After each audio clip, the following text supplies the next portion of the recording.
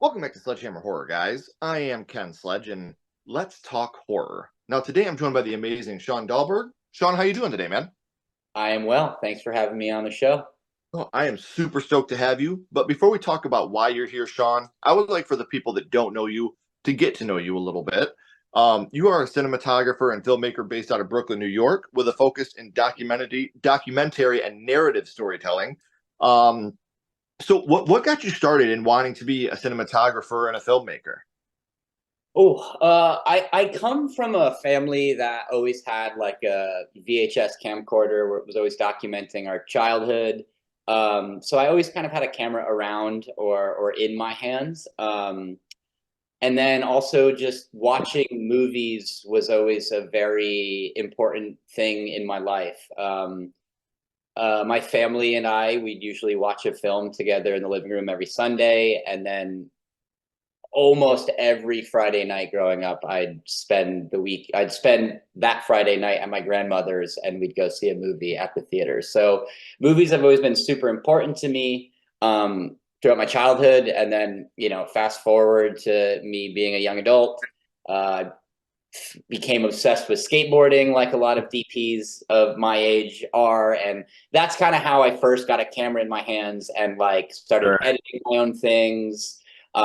That's really when I kind of dove right in. And yeah, so like my new love for cameras at that point, my old love for movies just sort of kind of put me on my path of like, this is what I want to do. Cause I don't know what else I want to do, Well, I get it, man, because I grew up in a video store. My mom and dad owned a mom and pop video store. So, I was always in the video store, walking up and down the aisles. That was YouTube as a kid.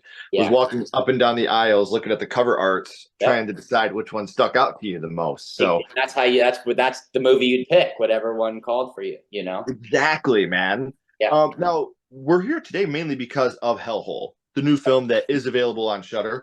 And you guys don't got to go far to find it because we have it right down in the description. So make sure you're checking that out. But not spoiler a little bit. Can you tell me a little bit about Hellhole? Hellhole is an original script and film by the Addams family.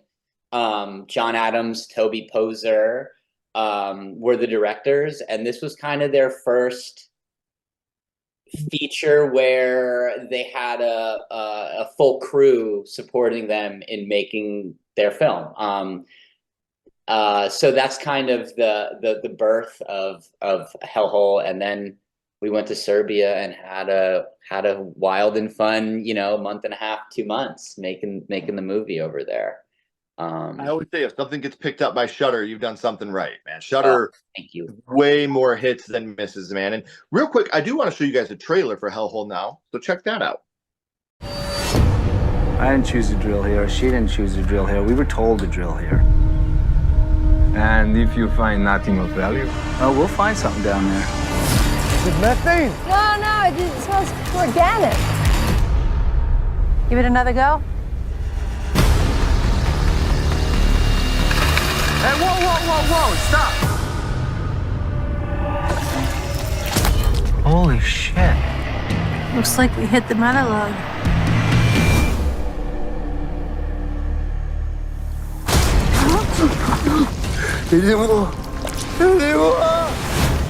Shall we grab some samples? We just found this guy in a fucking ditch in the ground. I saw something coming out from his nose.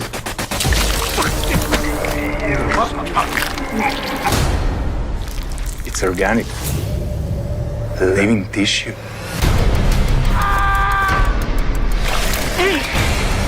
Take it out of me! Whatever was in him went into me. I saw that in a porno. DNA-wise, they're cephalopods. You're saying there's a giant clam under our feet. Nature is always finding ways to renew itself. Don't you see? We are the monsters.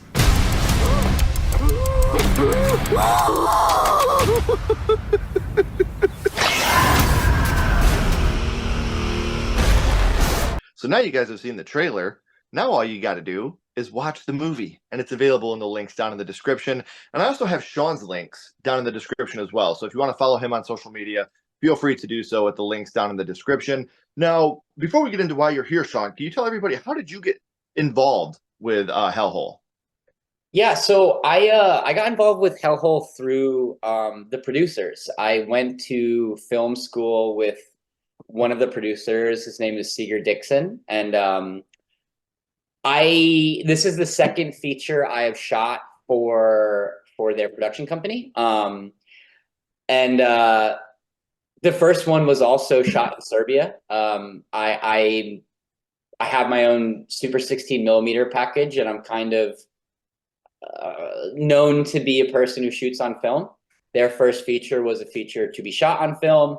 Seeger knew a guy. I was a guy. I went out there for the first one, and I think for this film, I was hired as sort of a bridge between American directors and someone who had worked with Serbian crew before.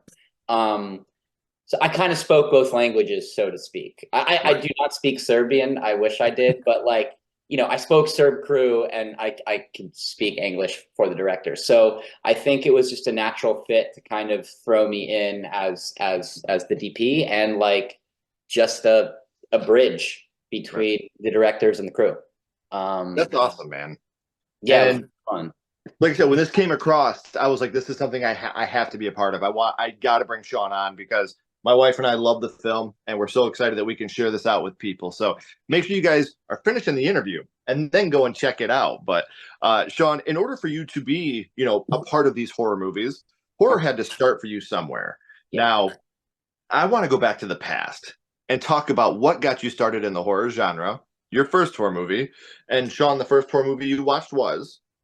The first horror movie I ever watched was Stephen King's It, the TV series It, from, is it 1990? I think it was 1990. 90, yeah. That was the first, because I grew up in a house that, like, my mom, she loved like mob movies, like Goodfellas, Godfather, Casino, my cousin. Casino, baby. Yeah. I just like, those were what my mom loved and what we'd watch. And she hated horror. So I actually didn't get into horror until I think like 5th or 6th grade was probably the first horror film.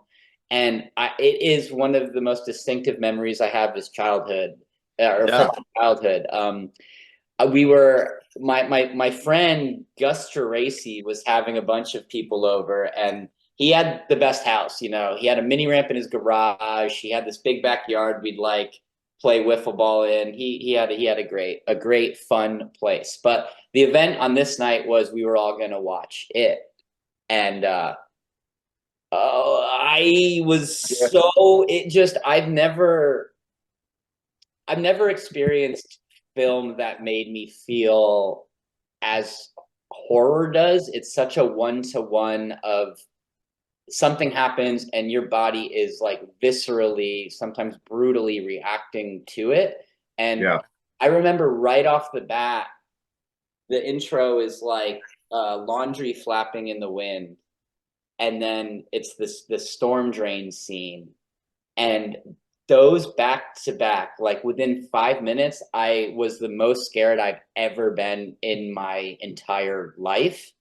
And yeah, it just stuck with me. Nothing has really made me feel that intense while watching, you know, a movie prior to that experience. Well, and you know, there's 2 kids killed within the first 5 minutes of the movie. You know, you have that little girl in the laundry that gets it, you know. And another thing you were talking about, and I just got to bring this up real quick. On Sledgehammer Horror, we did a community video where we brought in a bunch of people that watch the channel and other creators, and we did our scariest moments from non-horror movies. And the moment that I chose, because it scared the living piss out of me, was the ending of Casino with Pesci in the cornfield. That moment as a kid, oh my scared God, the hell out of me, man. He's still breathing, man. Just fucking kill him, please. He's still breathing. Like, oh, dude. Like, so when you brought up Casino, like as a kid, that wrecked me, man. Like, as it should. Dude, I couldn't look at him as a jokester watching Home Alone or Home Alone 2.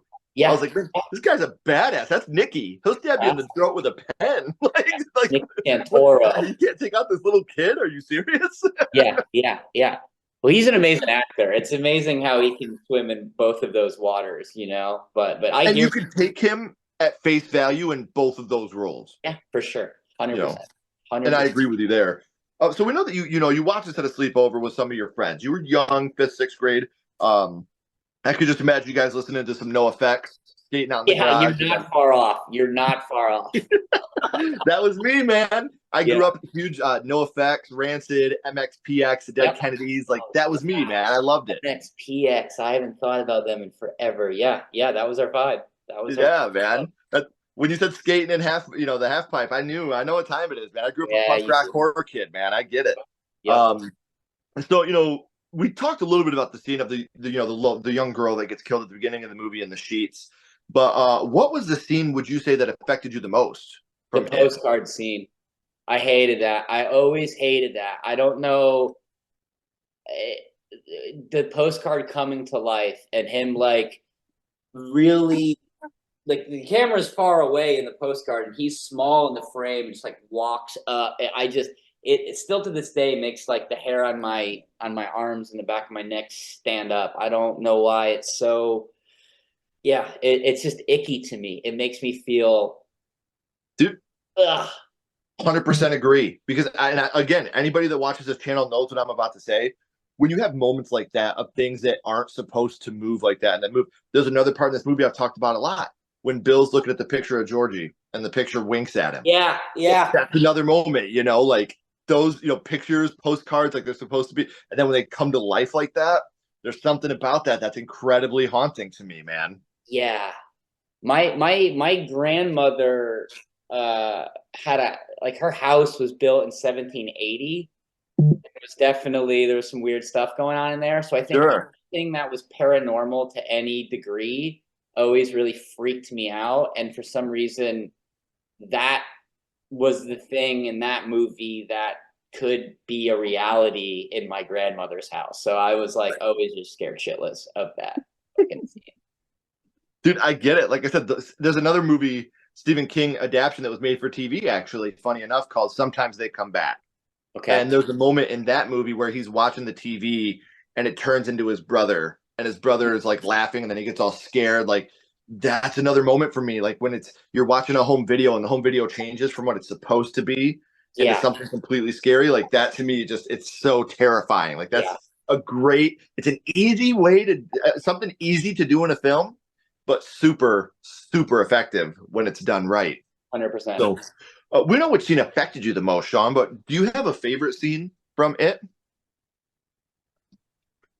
The scenes that make me feel the most. Like I think the first two scenes of that movie are like such a brilliant introduction to a horror film. Like even to this day, I don't know if I get as scared as I get watching that laundry flap and then Georgie's sailboat going into that storm drain. Like I just want to stop him.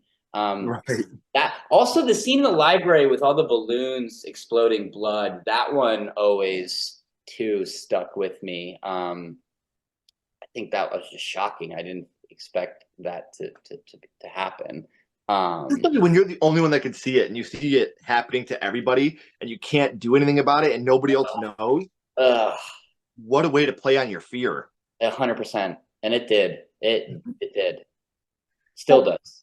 As we all know, in Hollywood now, remakes, requels, sequels, it's all the rage. And in 2017/2019, we got a theatrical version of it, not the made-for-TV one. They actually did a theatrical release on these films. Did you see the remakes? And if so, were you a fan? You know what? I actually did not see the remake because I love the original so much. And I find myself disappointed by 9 out of 10 remakes that I just didn't want to taint it. But that being said, I'm kicking myself in the ass because as a lover of cinema, like I need to go watch the film. But I've been worried. I was worried it was going to taint it for me. So I haven't yet.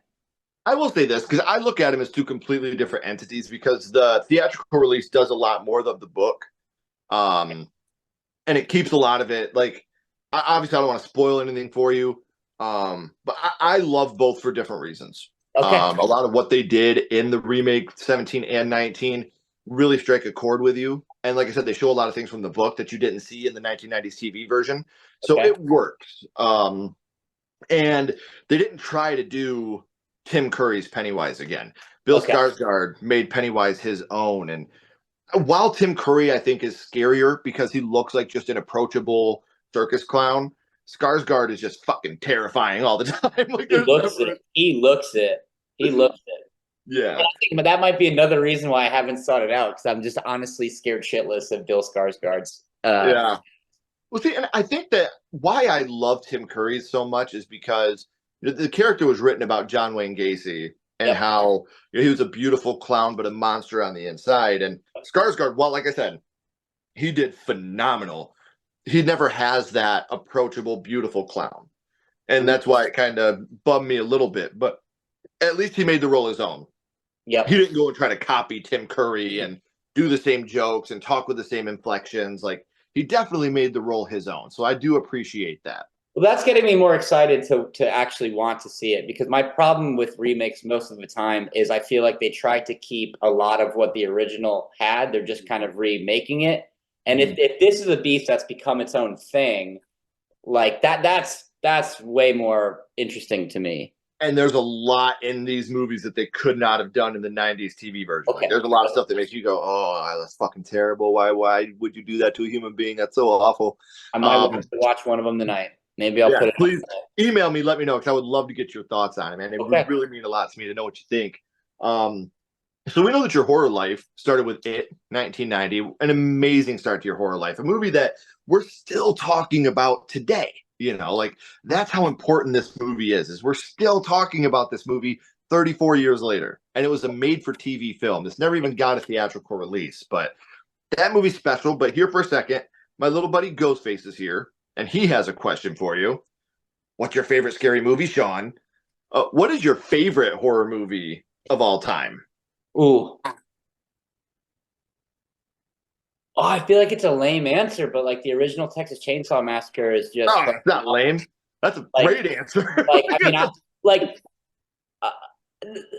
the original Texas Chainsaw, I think that'd be my answer. But I also really love Charles Lofton's Night of the Hunter. But I don't know. I don't know if you'd consider that horror.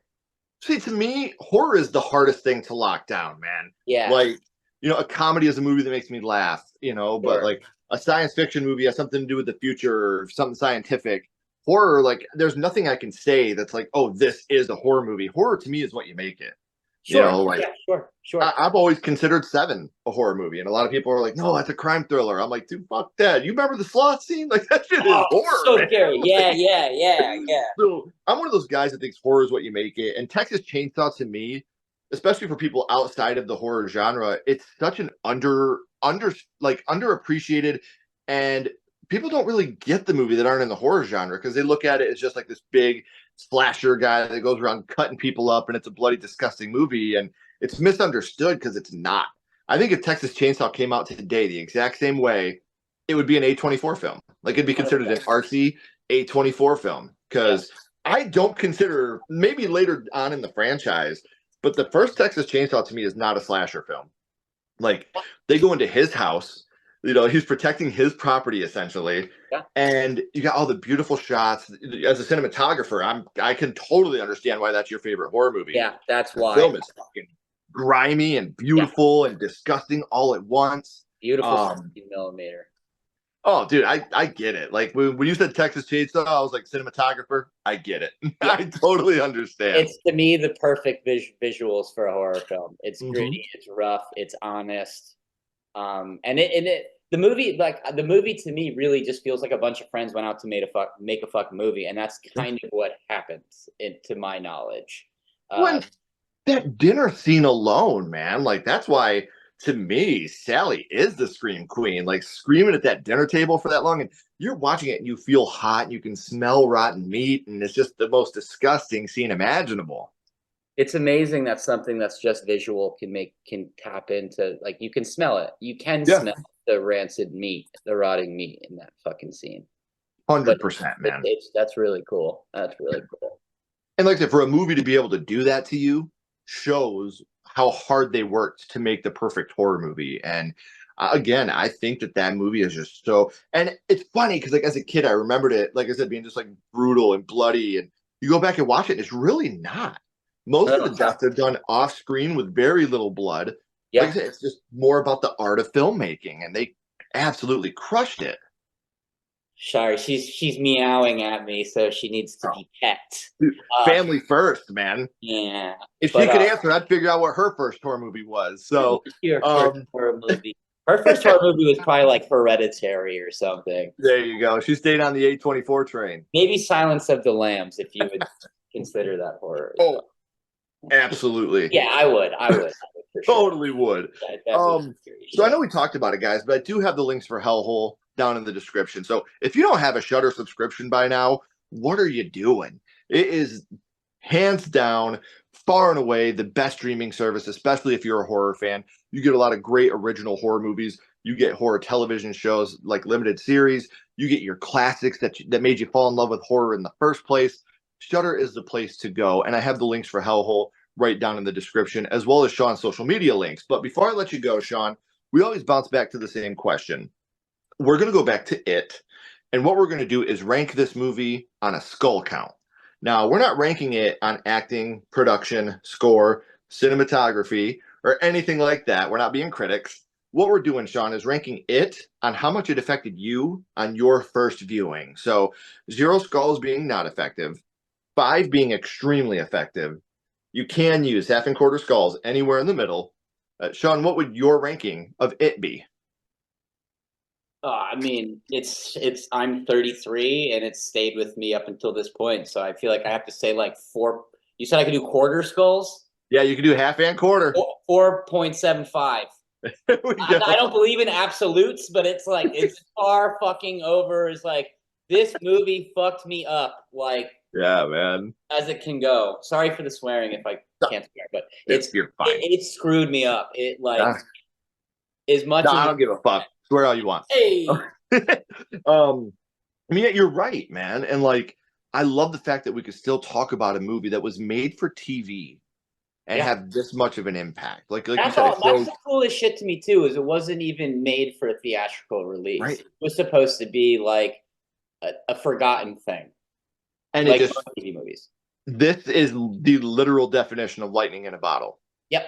You know, how many TV movies like this come and go, and you never hear a thing about them again? I would very much venture to say, and I don't know this for a fact. So if I'm wrong, guys, I'm sorry, but in my opinion, this would have to be the highest grossing made-for-TV horror movie of all time. I would have to say, going by, physical media sales, and I would think that this would be the highest grossing made-for-TV horror movie of all time. I will fact check that, but gotta be close. If not, it's gotta be. Yeah. So again, I do appreciate you coming on and hanging out with me, man. It really does mean a lot. Please don't go anywhere though. I got a couple more questions for you. Cool. Everyone else, if you haven't already, please like, comment, and subscribe. It does help build the channel more than you know. And follow Sledgehammer Horror on social media. Our links are in the description as well. But until next time, keep talking horror, stay what you are, and we'll see you guys soon.